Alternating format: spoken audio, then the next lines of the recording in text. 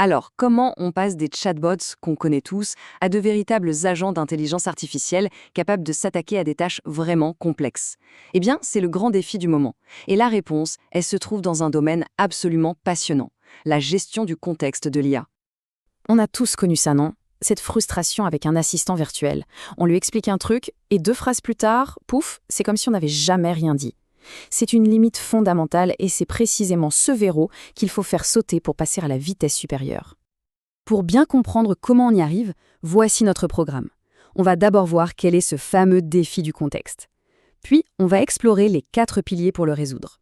Écrire, sélectionner, compresser et isoler. Et on verra à la fin pourquoi, en réalité, le contexte, c'est la clé de tout. Le cœur du problème, en fait, il tient en 3 mots. Fenêtre de contexte. Le plus simple, c'est de l'imaginer comme la mémoire à court terme de l'IA. Et comme la nôtre, eh bien, elle est très, très limitée. Pour donner un ordre de grandeur, les modèles les plus performants aujourd'hui plafonnent à environ 200 000 tokens.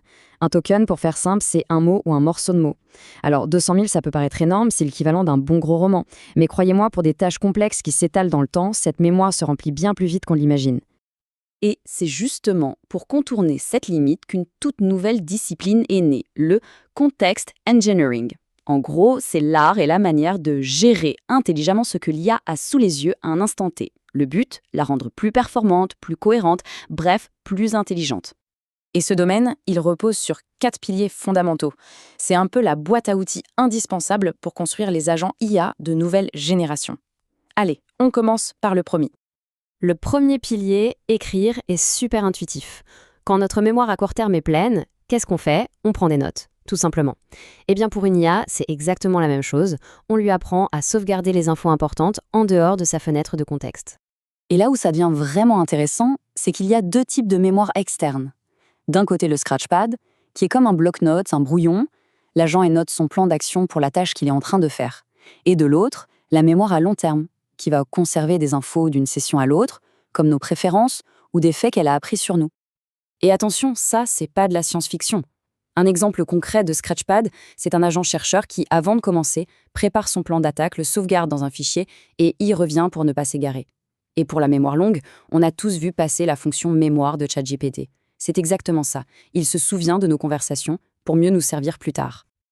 Ok, c'est super d'avoir écrit plein d'informations. Mais si on a une bibliothèque immense, comment l'IA fait pour trouver le bon livre au bon moment? C'est tout l'enjeu du deuxième pilier, la sélection. Il s'agit de ne mettre dans la fenêtre de contexte que l'information qui est vraiment pertinente, là, maintenant. L'analogie avec notre propre mémoire est vraiment parlante.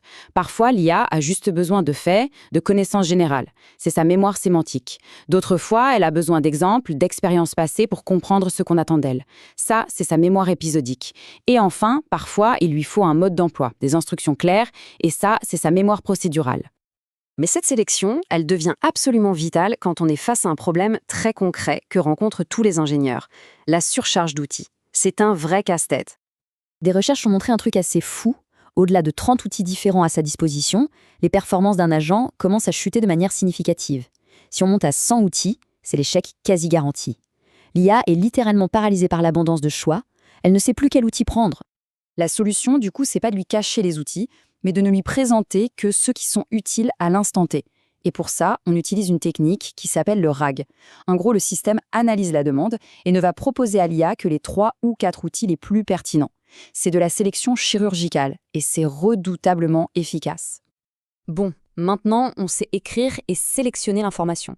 Il reste à l'utiliser le plus efficacement possible. Et c'est là qu'interviennent nos 2 derniers piliers, compresser et isoler. 2 stratégies pour optimiser cet espace si précieux qu'est la fenêtre de contexte. La compression, c'est une idée toute bête. On prend une grosse masse d'informations et on la résume pour ne garder que la substantifique moelle. C'est une technique essentielle pour éviter que les conversations s'allongent et finissent par saturer la mémoire de l'agent. Imaginez qu'un agent reçoive ce genre de rapport de vente. C'est dense, c'est plein de détails, ça fait beaucoup de tokens à gérer, et peut-être que tout n'est pas utile pour ce qu'il doit faire ensuite.